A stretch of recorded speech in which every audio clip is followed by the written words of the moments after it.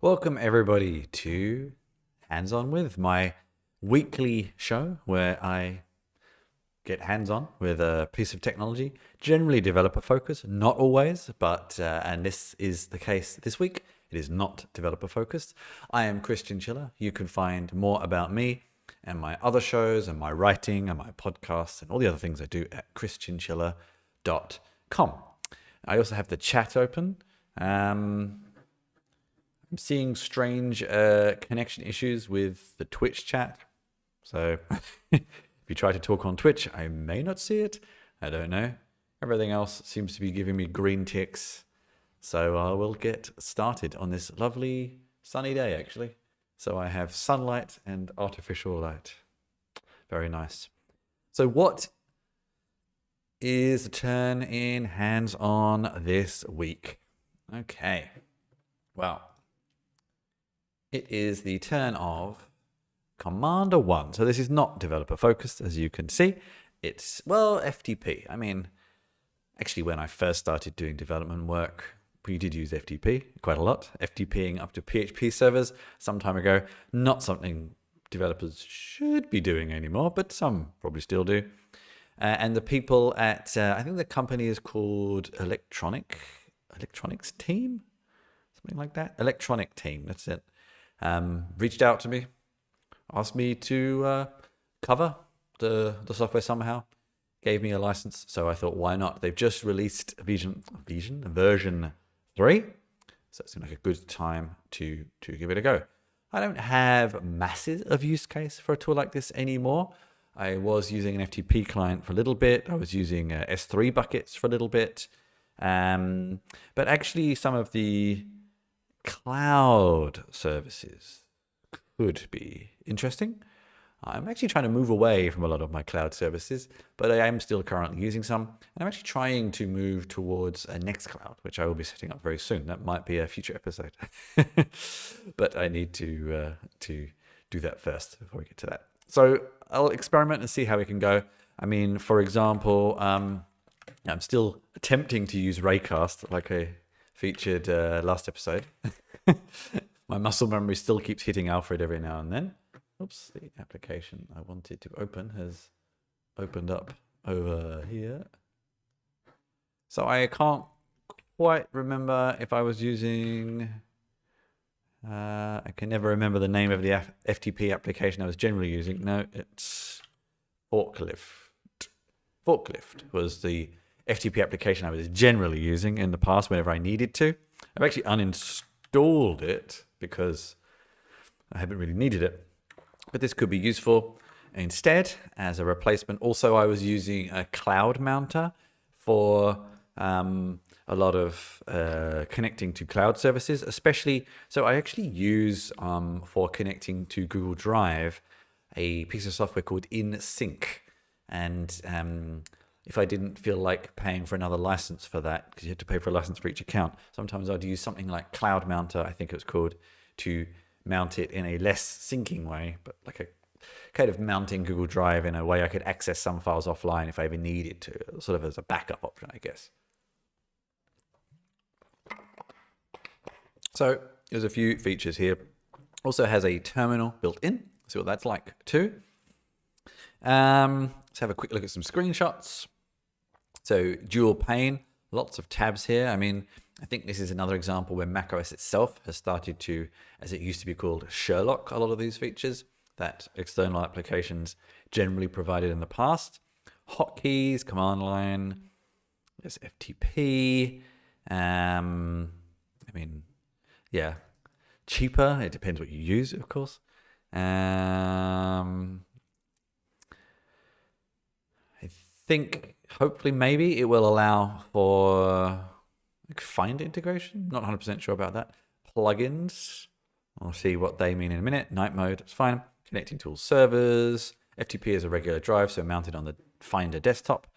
WebDAV, so we could try iCloud, maybe. We'll see. Yeah, let's sort of dig in and see what else we can find. I might, my home button. There we go. Let's just check there's no other features we've missed, or is this the same list? Oh, yeah, I think it's the same list. Hidden files, I have that kind of enabled by default. Lots of tabs, history and favorites, always useful. File operations, a queue. That's, depends how accurate it is, I guess. Cloud storage, yep. So I can at least try some of these. Actually, I can also try connecting to our home. It's an SMB server, actually. We'll see if that works. Encryption. Yeah. I think we have to see if I can find an S3 bucket I still have access to. I can try as well. Box. Backblaze B2. We can try that. Do have Backblaze. Android file transfer. I've actually been looking at this recently, so this is one to try. I'll have to dig out a USB-C cable. I can do that in a minute. iOS file transfer. I did not bring my iPad with me today. And extensions. All right, let's just open it up. I've skipped. There was obviously with an application like this, needed a lot of permissions to get disk access and things like that. I've done all that already. I didn't want to go through the tedium of showing me doing all that. So there's a few things I've already done, but for the most part, this is a vanilla installation. I haven't done much else. All right. So let's see. Let's move this over to the left here. And let's move this over now to the right. Of course, whenever I do a desktop application, seeing font size is sometimes a little tricky. We'll see how we can go. I don't think an application like this is going to have any kind of getting started guide. So I think we'll just start digging around and see what we can find. I always like to go to preferences first, see what we can find there. This looks nicely like a fairly standard macOS application with the buttons here and things like that. Language system default, yes. View files in internal, quick look preview. Okay, so that's like, yeah, I think any Mac user knows what that means. Edit files, I would like to change that to Visual Studio Code, I think. Order that in. V. Hello. Wakey, wakey, Mac. My V key on this keyboard is a little sticky. There we go. Go root when changing drive. I think that means go to the root of the drive when connecting to a cloud or network drive. Not sure. Use plus on numeric pad. I don't have a numeric pad, so okay. Optional data, all that kind of stuff. Not quite sure what that means. Thumbs, hotkeys, sort of fine for now. Appearance, I hope. Don't seem to see an option for kind of system level, dark or light. Not sure. Not too much of a problem in this particular example, I suppose. Extensions. Okay, process. I don't need an iOS device. Just move that off for now. Archive tool. So I actually already use an external archive tool as well. Terminal. I would hope the terminal would emulate my normal terminal. We'll see how that goes as well. Advanced. Okay. All right. Fine. So where shall we begin?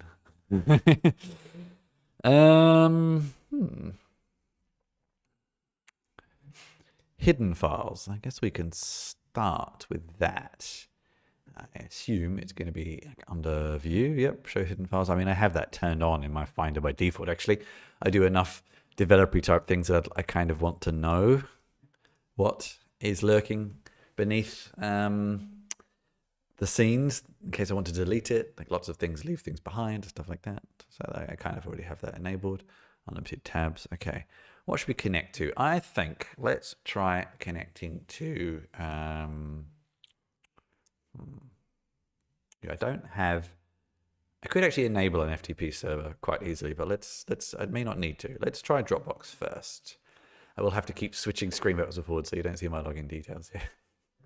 All right, let's connect to Dropbox. I guess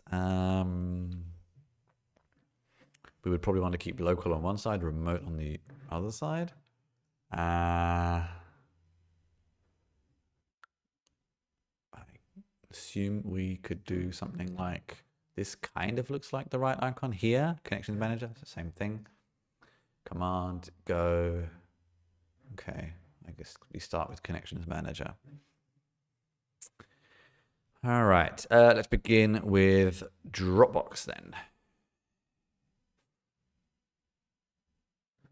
Shouldn't be an issue. Yeah, I think I'm going to get two-factor authentication check here.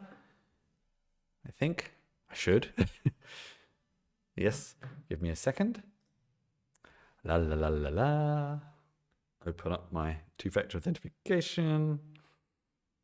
I'm sure it's actually probably vaguely secure to show you those codes, but just in case.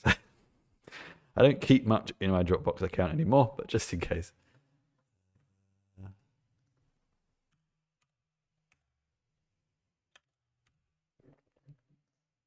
Okay, where were we? All right, yes, we'll allow that.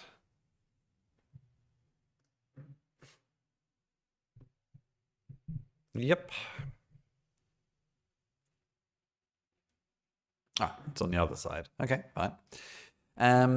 So yeah, I mean, I guess it's what you expect.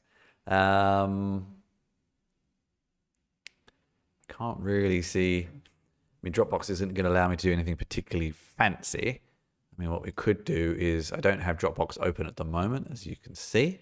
So I could try, for example, I will copy over something not too large. Something in my downloads. Let's copy over, yeah, the Commander 1 disk image, 56.2 megabytes. Why not? So that copies to root. Yeah. Okay. Gives us the thing. Okay, we can see Q. Ah, hang on. What did I just do there? Ah, oops. Well, that was too quick. It's already done it now. And I guess then if I opened up my Dropbox, then normally, I guess the advantage here is it lets you have multiple Dropboxes. That's one of the kind of interesting aspects here. You might be wondering why you'd want to do this. I'm guessing there'll be some kind of rudimentary sync. To see. Dropbox just updated this morning. So, yes, there we go. Okay, have to bear with me.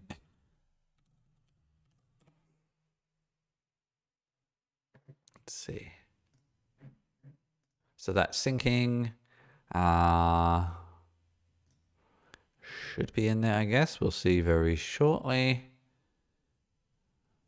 I think 4,000 files. Quite sure what that is. That's other things. This is the problem when you haven't opened Dropbox in a while. These are all some of my ebooks. Well, we can maybe come back to this. See if what we just added actually comes. Oh, here we go. Yes, added 1 minute ago. And I guess we could go to find it here. And there it is. And say we remove it. Obviously, this will not refresh immediately, I don't think. Oh, where did Dropbox go? Strange. It's weird. Dropbox just closed on itself.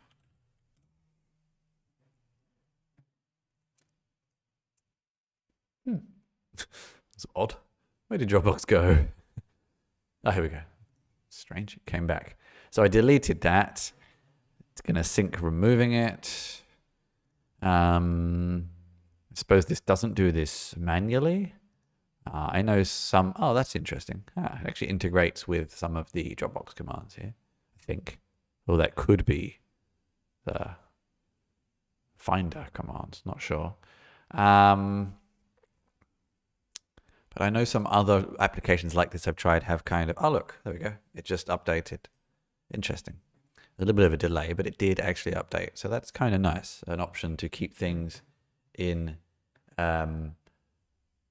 multiple syncs and also to have multiple Dropboxes. That's not officially supported, of course, but anyway. Now, what else? I don't think there's much else to try here. Let's dive into a Google Drive, because that probably is more useful. A lot of the options for syncing Google Drive can be a little limited. So let's try one of those. I was actually wondering, firstly, before we go any further, this process viewer. That seems a little unusual. I'm not quite sure why I need that in an FTP management application, but okay. Let's come back to that. There you go. All right, let's connect Drive. Let's see. Google Drive. I'll go for my personal one. I have a few. Just one I get the most access to. Okay. Okay, that was quick. Now, so this InSync I currently use. I will also do the similar thing with Dropbox in a minute. It also lets me, so this is actually, yeah, it actually lets me keep it offline, much like conventional Dropbox. This is obviously still remotely hosted. So this is just an ability to transfer backwards and forwards, which is kind of useful because a lot of the default tools for that Google now provides are, yeah, not optimal anymore. So let's try something. What can we do that won't ruin something important? Let's do the same thing again. Let's upload this file. Okay, I'm still not 100% sure what Q means, but it won't take very long. Yep. And I can go to my Drive account and see it here. Yep, there it is. And I guess I could also open InSync as well. Similar thing will happen. We'll see it come locally duplicated. This application here, it's a sort of slightly odd looking, but it does have these extra features that are quite cool. So we should see, or not. But there it is. Yep. Let's try. I don't know if this application actually lets me delete it. I don't think so, but we could try something interesting from here. So we now have this local copy that's been synced through InSync. I could delete it there. That will remove it here. Yep. And that should, after a certain interval, remove it here, I guess. Don't know how long. There we go. Look at that. That's pretty cool. Although obviously one of the negatives with something like Drive is so if I download this, for example, which is Google Sheets, I can download it, but I don't know what, for applications like this, it's not massively useful to me. I don't really know what I can open it with. Oops. Did not want it to open there. Yeah, it's a G sheet. As you can see, it's only several bytes, so it's not really going to do anything. Yeah, that's the only negative. Obviously, it's probably more useful for using Google Drive like a file backup more than anything. Yeah. So, but it works, and you can have multiple drives saved. I suppose I could add another one and another one, like all the ones I have. Yeah, so we already have two different ones here, so I could add another one. And I guess this is where things get interesting. If I wanted to, this is where it gets interesting. I could, yes, copy between two different drives or between Dropbox and Drive somewhat more seamlessly. Obviously, I'd have to find an application that this made sense for. Just out of interest, let's, for example, do this one. So I copy it. Yeah, that's a copy to my Dropbox. And I mean, there's no reason why this won't work, but you get the idea.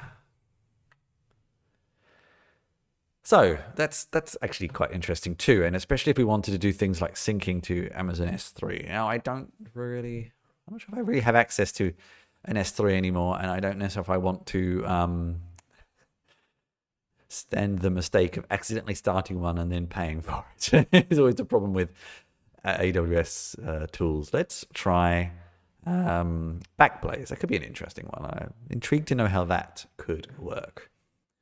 So I think this is going to work.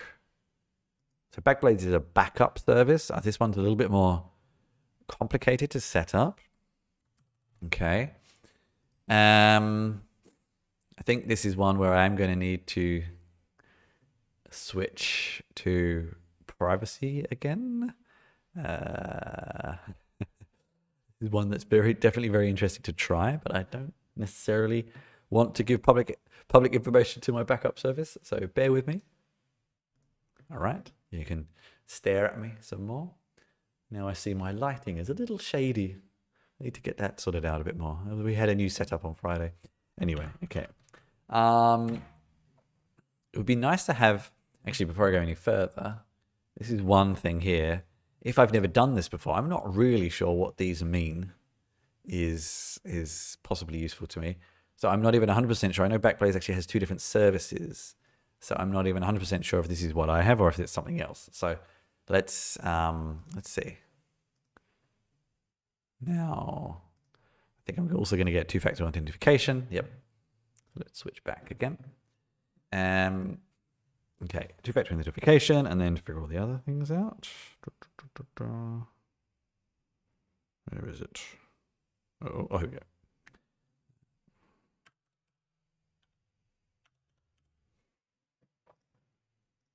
Okay, logging in. So let's figure out what we need. B2B, B2 cloud storage. I think that's what it actually is, which is not. Yeah, it's a different service. So maybe I can't mount. Maybe I can't mount it that way. I don't know why I would Well, I might want to. I don't know.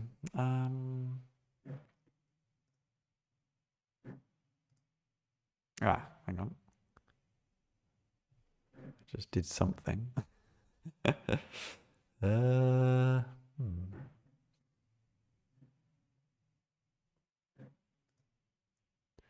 I'm not sure if this is quite the correct. Buckets. Found it. Okay. Oh, so it's separate, I think, unfortunately. But let's just have a look. So,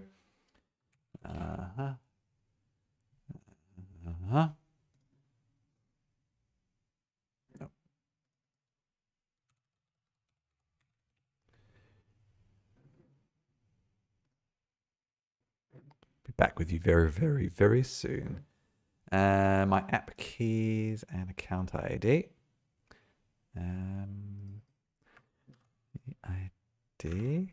My account ID. I guess that's my email address.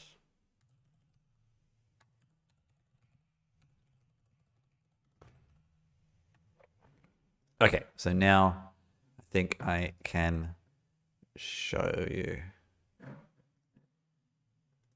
There we go. So I created a bucket called that. So I don't think this is going to connect to my actual Backblaze. We'll see.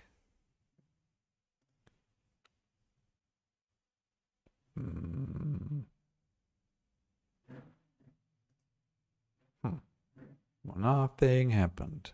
Well,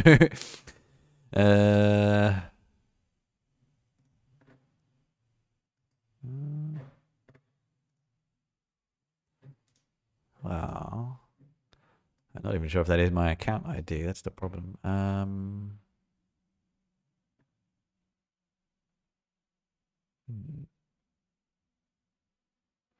Now, this is interesting to see if we have any sorts of logs. Connections. No, that's that. So if something does fail, how can we debug it? I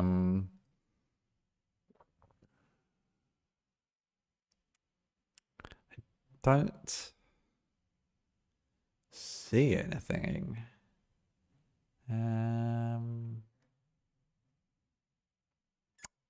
I don't see anything. So it failed, but I don't know why.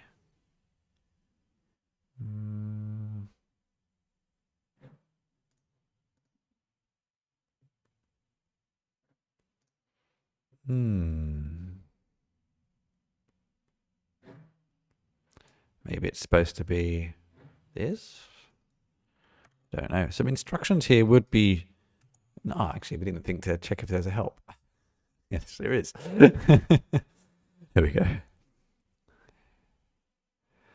Backflip B2. Here we go.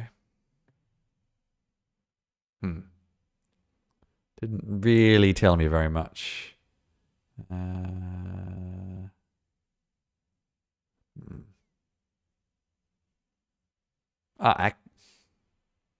Access key ID and application access key ID. So not my account ID. That's actually different wording.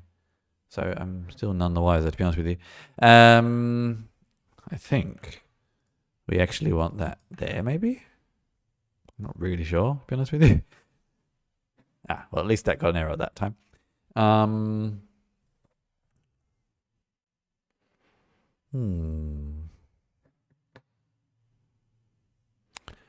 Well, as I don't think this is necessarily what I was hoping for anyway, i.e. access to my backup service, I don't know how useful it will be to me. It's like an S3 bucket, I guess. Yeah, it is. So, we won't worry too much about that, maybe. Leave that as we were. Not massively useful to me anyway. I mean, if I'm paying for it and I get access to another cloud service, I will look into that in the future, but that's something separate. Okay, I am going to try a FTP or WebDAV. I have to remember. So we actually have a NAS, and it has a very... I suddenly realized I don't know if this is going to be the best thing to show. Ooh. Probably not, actually. I think we get the idea, though. We've mounted several different servers here. I could actually try OneDrive just as an intro. That's one I could definitely try. Maybe mounting my public NAS and sharing the credential. Well, even the URL across the internet is not a good idea. So I will play it safe there. Let's try OneDrive. I know I have an account. I never use it, but I have an account. Well, that's interesting. We get a different sort of login. I endlessly get redirected in Microsoft logins as well because, I know it wants me to sign out GitHub, but fine. Okay. Whatever. Yes. There we go. So I've actually added files to this. I don't even know what these are, to be honest with you. That's interesting. Shared with me documents. This is like a new world. I don't even know what these are. Well, this could be worth downloading. Things I don't even know what they are. Let's go back to my home folder. There's a quick way of doing that. To the HD, but how do I go home? Is it the standard? Yeah, it's the standard. There we go. So I don't really know what these are. Let's see. Let's bring in shared with me. And Sui, I think. Oops. That's interesting. So I guess we go that, and then I can do multiple ones. Yep.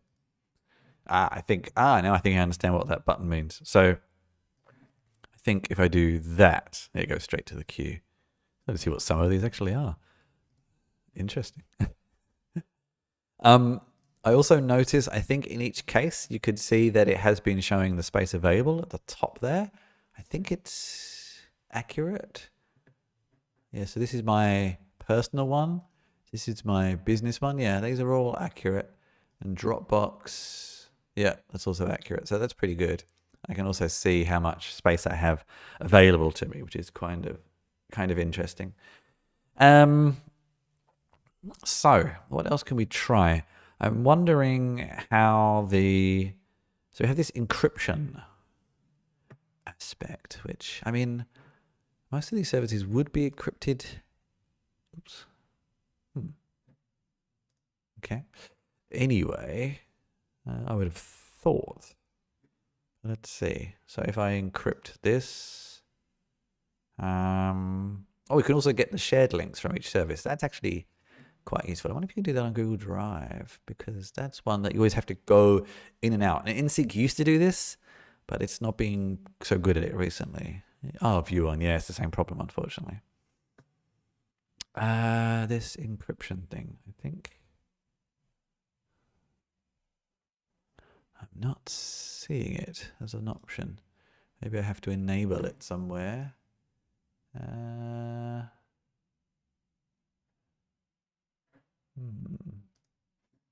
Maybe it's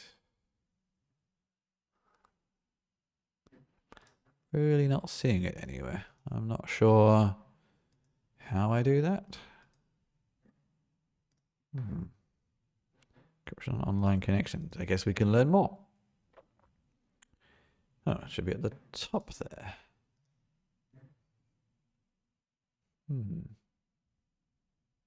Ah, maybe it doesn't work on Google Drive. There's one of the issues.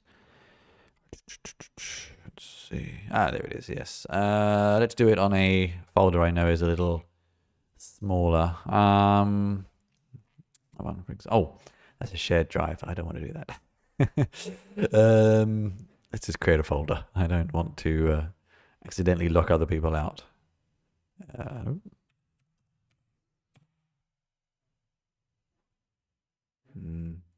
I don't like the fact this locks whilst you're doing it. That's encrypt. Is that going to show? Okay, right.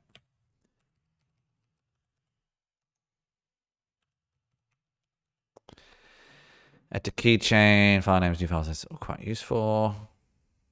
I wonder how that works on Dropbox itself, though. Well, there's one way to find out, I suppose. We can open up Dropbox again. What does it do? Is it leveraging a feature of Dropbox, or is it its own feature and just kind of dumping the data there? Let's see. Come on, Dropbox. Wakey, wakey. There we go. Close that down, actually. Pick that back.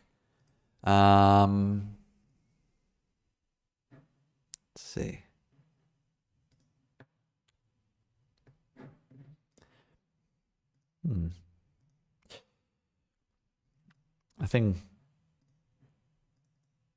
Nothing seems to really change there. I'm not really sure what I've encrypted. I don't know. 100% sure what that did, to be honest with you, but could be useful. Could be useful. FTP client, web dev.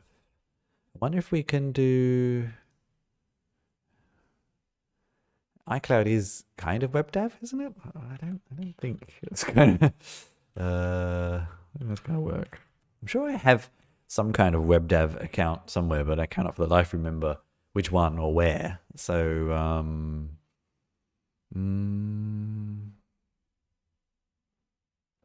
I feel like you used to be able to do it with iCloud, but I may have imagined it.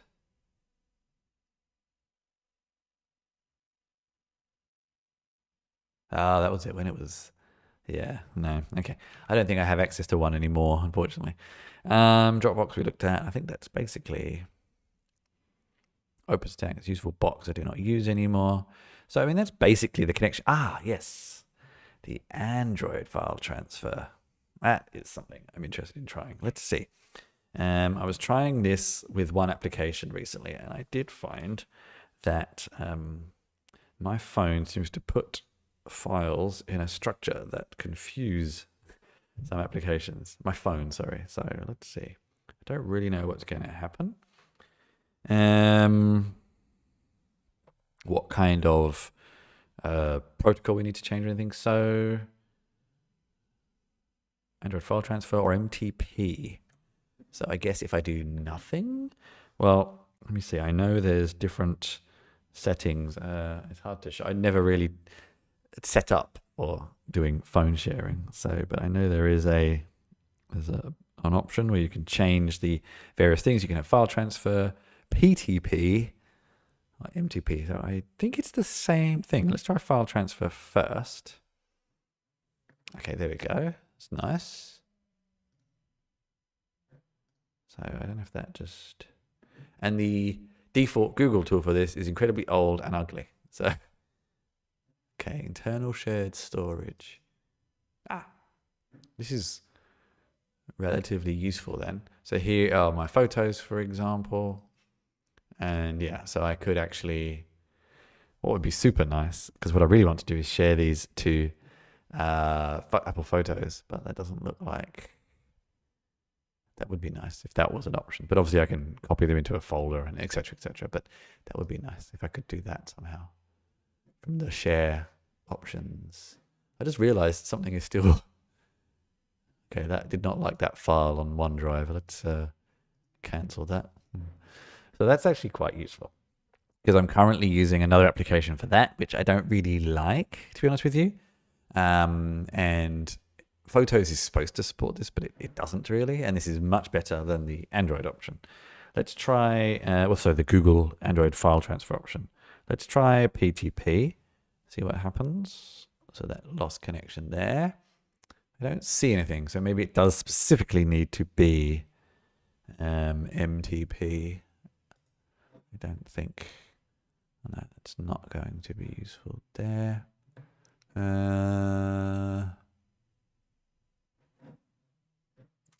So I think it has to specifically be MTP, not PTP. I'm not seeing an option. But the file transfer alone is quite useful, actually. So that's another useful feature that, yeah, a lot of the third-party options are not so great. And this has more as well. So, and they're all paid for. None of them are free, apart from the Google one, which I don't think has been updated in 5 years. So, yeah. Process viewer, I don't know why I find that particularly useful. Network computers, again, I don't really know why that's useful. I can do that in the Finder, really. Process viewer, the same. I can do that in Activity Monitor and get a lot more, I think, sort of. It's not quite the same, but it's pretty similar. Gee, that would be something. I also have this Ntfs mounter for mounting the NAS drive on my computer if I ever want to. It'd be nice if there was an option for that. I can't test that right now. I don't think that would definitely be a feature they would mention because that would be quite useful. But let's see, Ntfs, just out of interest. No. Okay. So new plugins, but no more plugins there. Command line. Now, I'm not really sure why this is going to be useful. I mean, one thing it would be useful, but I don't think is what it is if I was connecting to an FTP server or something, I could terminal into that server, but I don't think that's what it is. So how do I even access it? How do I access it? I don't see anything. Open terminal, okay. That's the normal terminal. It's the normal terminal. From the command one window. Here? Where? I don't see this. I don't see it. I always wonder what this toggle was. Oh, hidden files, okay. Get info, that's the standard macOS, okay. Oh no, that's slightly different actually. You get the Linux style permissions. Just a quick look. That is search, yeah. Archive, moderately useful, but I don't know where this terminal is.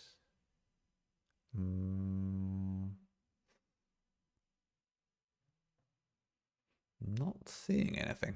Ah, here we go. Show terminal. Oof. So that just took me to root. I'm guessing it looks like I have my typical terminal settings here, I think. So I have an alias. Yeah, so that is working. I don't really know why it's particularly useful to me. And how do I get out of it again? I guess I have to go back to that. Okay. Anything else? I always knew this would be a relatively short and small episode to look at. It's a sort of limited utility. So, no, I don't mean that in a bad way. That's what it's supposed to be. Let's see much else. I think it's probably worth, archiving advanced search with regex, make it as unique as you are. Commander 1 themes, Okay, this is actually something I wanted to look at. The free versus Pro. So I'm currently using Pro. Here we go. RAR support with extracting full access and search. So a lot of compressed files. Mount iOS devices. I didn't test that. That would have been useful. Mounting Android devices. Well, we did test that. That was quite useful. Process viewer. Mount Dropbox account as a drive. I wonder how else it would do it. Not sure. Share Dropbox links. That was relatively useful. If you don't want the application. Terminal imitator. FTP. So, the FTP client's without using any of those features, it's just a replication of Finder, really. All of those are pro features. Dev OneDrive OpenStack. Okay, so basically most of what we looked at is a pro feature. And that is how much? It's also on Setapp. If you have a Setapp account, I think I did see it. It's actually weird because I do have a Setapp account, but I wanted to go down the path of the of the tool that they as it is here as well. I guess with the latest version. Yep, version 3. Oh, that's interesting. So this is saying it's by Ultima, who actually also make an Android transfer, which is I'm not sure if that's an error. I don't know. Interesting. You can also see there are other options for this. D Commander. I mean, there's a few. I think there's actually quite a couple of really well-known ones as well. So there's lots of other options in this. So if you don't have Setapp, what is the price? Kind of worth knowing. Is it worth it? $29.99. Not massively expensive. So if I think I would find it useful for a reasonably nice looking application, even for connecting to my Android phone, would possibly be useful for me.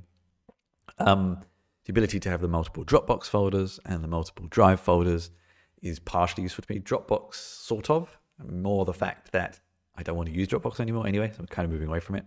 Drive, I have this other option, but it's not seamless, it's not flawless. Once I get my own personal NAS better set up, this will also be useful. And I did want to test that, but I didn't necessarily want to show my NAS address. So that's also actually quite useful. It's probably one of the more useful options for me. And then copying between cloud drives is, I think, actually possibly one of the more useful features if you wanted to migrate from one to the other, for example. That's actually quite a nice feature. I don't know how it does it, if it does it direct or if it does it via your machine. Not sure. But anyway, so that was Commander 1. Sort of potentially interesting if you have a use case for it. $29.99, not too bad. It's updated reasonably regularly. Has some features that I think everyone will find useful. Well, not everyone, but if you're looking for that kind of tool, you'll find it useful. I think I am basically done there. So that was hands-on for this week with me, Christian Schiller. You can find more about me at christianschiller.com. I'll be back with another hands-on stream next Monday at 16:30. It's 4:30 p.m. Central European time. And what is my topic next week? I'm just going to check. I know I have it already scheduled. I just need to check what it is. It's going to be with, OBS Ninja. It's going to be a big one. I have to figure out how I'm going to do that because it's all about bringing people into Open Broadcast Studio. So I kind of need people to bring in. So otherwise it's going to be hard to test. So that's going to be an interesting one. If you've enjoyed what you've watched, please subscribe. Please leave a comment. Please leave positive feedback or constructive feedback. And I'll see you all again next week. Take care.